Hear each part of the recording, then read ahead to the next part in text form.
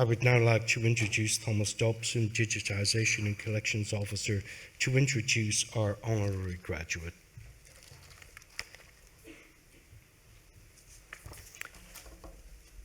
Registrar, distinguished guests, graduates and friends, I'm delighted to invite the Rev Sonia Hicks to receive an Honorary Doctorate.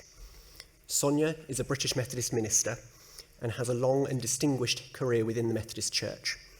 As Superintendent Minister, she has served the Methodist Church in the UK, the Caribbean and Ireland.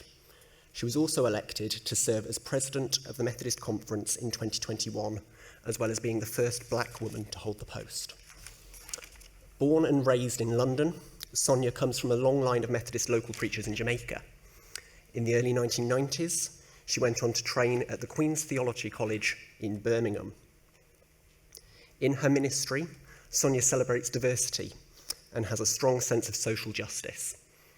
During her inaugural address as President of the Methodist Conference in June 2021, she spoke about how the church should respond to racism and social division, both within the church and wider society, and how these tensions should be acknowledged and challenged.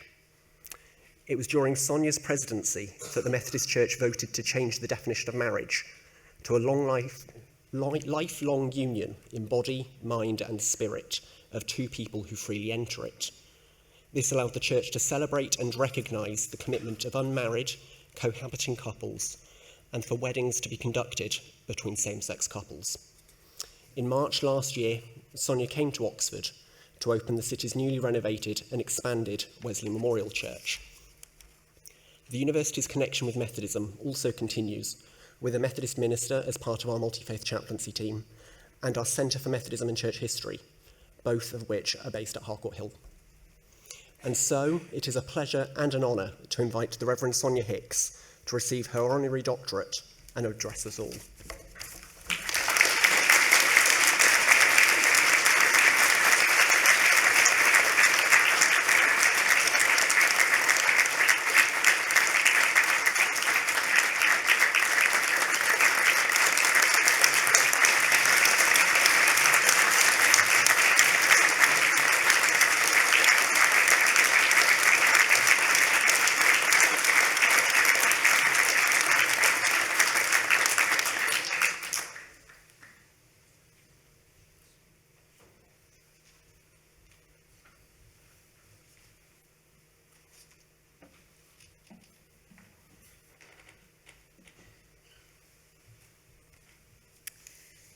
It is a huge privilege for me to receive this honorary doctorate from Oxford Brookes. Receiving this award reminds me of being a 4-year-old in South East London, where I was born. Before I went to school, my older sister taught me to read and write. I have to say that getting this award is as good as receiving a star from Sandra when I managed to write my own name. My parents arrived in Britain in the 1950s from rural Jamaica. Both had only received a basic education. My mother, being the eldest girl, was required to look after her younger siblings. As soon as my mother was old enough to see into the cooking pot, she was taught how to cook. In no time, my mother surpassed her own mother in culinary skills. She knew how much rice was needed to feed the family of 11, and she ensured that everyone received the correct amount. This was no mean feat for a 9-year-old. When my mother arrived in England, she was employed as a school cook, where her skills were quickly recognised. Before she retired, my mother, who had only been educated to the age of 14, was planning the menus, sorting out the wages, and managing other members of staff. Even though her formal education was cut short, my mother continued to learn and develop new skills. Both of my parents continued to learn when they came to live here, despite the prejudice and discrimination they faced. They referred to England as motherland and had answered the call to help to rebuild this nation after the Second World War. It was not easy for them. My mother told me about one experience she had soon after arriving in Britain. She was coming home from work, and a man was approaching her from the other direction. As the man drew alongside my mother, he asked her for the time. And as she glanced at her watch, the man put his hand up under her skirt. And when she moved away, he said, "I was just checking for your tail, love." My mother was so shocked, she cried all the way home. People did not want to rent their premises to Black or Irish people. People did not want to employ them. But my parents did build a better life for themselves and for their children. I have shared a little of my background to you so you can understand two important principles which, as well as my Christian faith, have guided my life. The first thing my parents taught me growing up was that I was a person of worth. I was not born into this world to be looked down upon or treated as second class. I am as important as the next person, even if I am never treated that way. That is how I, as a Black woman, can stand tall, even though I'm short, in a society where the image of a white man is often the only currency of worth. So I have always shared my thoughts and my passions freely because I believe that they are worth sharing. I may be only one person out of billions on this planet, but I am unique because there's only one of me. Only one. When you know your worth as a human being, then you do not allow the negative opinions of colleagues, family members, or neighbors to diminish your self-esteem, your insights, your contribution. We live in a world where celebrity culture is everywhere. It seems that what people think about your latest social media post is the only thing to be concerned about. But the external opinions about us can never be more important than the internal ones we have about ourselves.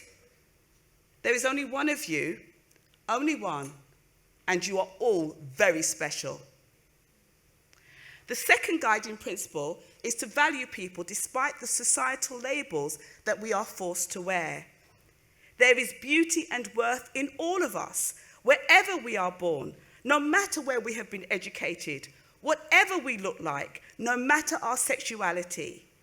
And because I believe in the worth of every individual, I detest bullying and discrimination in equal measure. That is why I am so proud that the Methodist Church, during the year that I was its president, made it possible for members of the LGBT+ community to get married in Methodist churches. That decision was not an easy one for our church, but it was the right one. If we believe that everyone has equal value, then we must act as if that is so, no matter what the personal cost. Everyone has value. So how can our thoughts, our words, our actions make this a reality for every single person? So how will you seek to have integrity in your chosen careers, in your relationships, at the ballot box? I want to say congratulations to every one of you. You have all worked extremely hard, and you've had to cope with the pandemic, with lockdowns, as well as the everyday stresses of higher education. But your education does not end here. This is simply a staging post in your lives. No matter what career you choose or what industry you excel at, you should continue to have a thirst for learning. You should be inquisitive about the world and the people you share it with. Never prejudge a situation or the people around you. Any person can educate you by sharing their life experience. You, in turn, can teach others just by being you. Every human being is unique. The insights you have and how you acquired them are very distinctive. Do not be afraid to share those insights with other people. Let us not forget, we all stand on the shoulders of those who went before us. I was the first Black woman president of the Methodist Conference in Britain. but there were people around me who encouraged me to share of myself with the wider church. So how can you encourage someone to dream bigger, to achieve greater, to excel? I hadn't imagined putting myself forward to be the national representative of the Methodist Church, but colleagues had imagined it, and they suggested that I stand for the role. So will you open the door of opportunity for colleagues? Will you open that door? Encouraging those around you as much as you can, as often as you can, as well as you can. Finally, can I wish each one of you every success? You are all simply amazing. May your life ambitions be fulfilled, and I hope that you and your families have a great day celebrating. Well done. Again, I say, well done.